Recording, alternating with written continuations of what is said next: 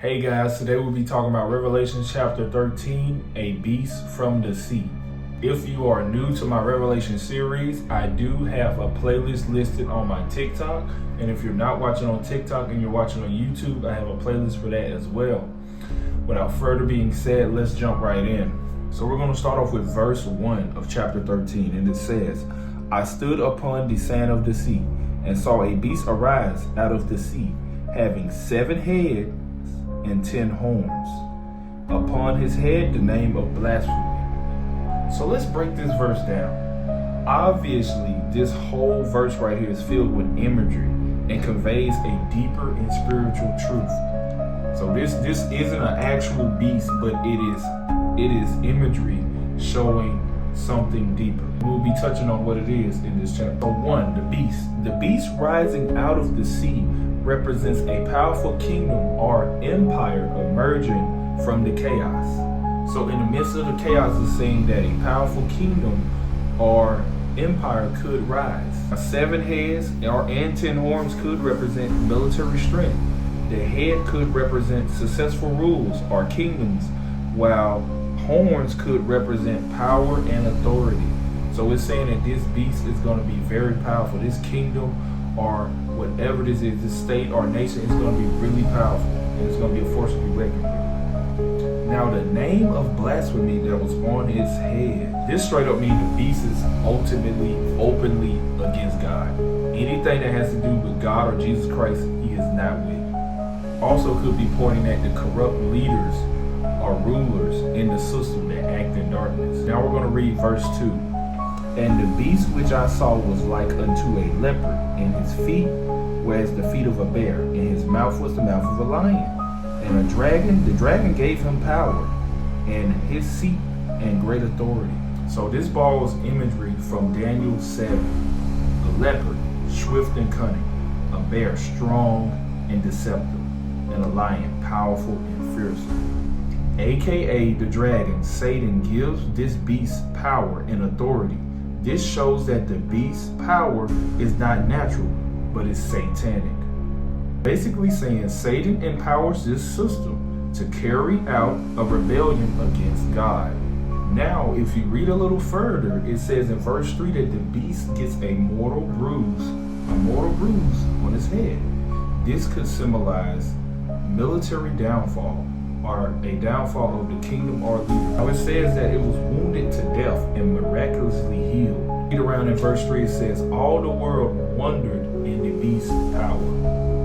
Verse 4 goes on to say that they worshiped the dragon, which gave power unto the beast. So it says the people started worshiping Satan because he gave the beast power to come back.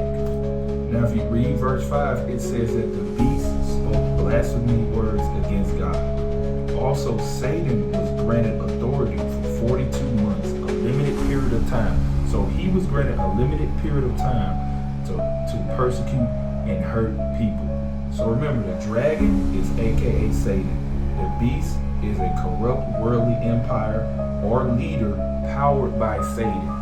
That is the key. So this is all ties together. It shows how these go hand in hand together. I know a lot of y'all might be wondering, mouth speaking blasphemy, what does that mean? That is open defiance to God. That's all it is. They are defying their defiance to God.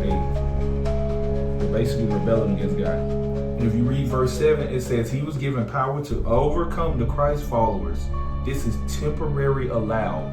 So he is temporarily allowed to overpower the followers that are in Christ. But don't worry, it will not last for long. So basically, y'all, most people worship the beast, which is not good. But the people that did worship the beast were the people whose name was written in the Lamb's book of life, which are the Christ followers. So that verse was letting you know, if you're a believer in that time, to keep fighting, keep believing in God, and keep placing your faith in him. Now if you read verse 11, it talks about how another beast came out of the earth. It had 2 horns like a lamb, but spake like a dragon. So basically, it came to deceive. Another figure came to deceive the earth. And it says he does the same thing that the first beast did in the first verses that we read a couple a few minutes ago. Verse 13 says, this beast does great wonders, like calling fire down from heaven, just only to deceive people. Like, look at me, look what I can do. But he's deceiving you the whole time.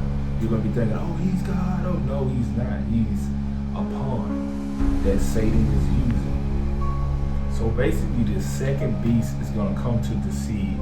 It's either going to come in a religious form or a form of deception. It could even be technology, but it's going to try to deceive you and make you think that it is the true thing that you need to worship, and it's not. So basically, the whole goal of that second beast, whatever it is, whatever the enemy's going to use, it's going to be used to lead astray the people that are on earth, and it's basically send them to hell. That's basically what the second beast is trying to do. The same as the first beast, the same as the dragon, aka Satan. And it is said, if you do not worship this beast, you should be killed. So if you don't worship whatever it is, whatever technology or whatever they're placing in front of you and saying that this is what you need to worship, you will be killed. Now here's the worst part of this whole verse right here in Revelation. It talks about how whether you're small, you're young, you're old, you're poor, you will have to receive a mark. And it's basically the mark of the beast. If you want to trade, buy, sell, anything that you're trying to do in that time, you have to have the mark.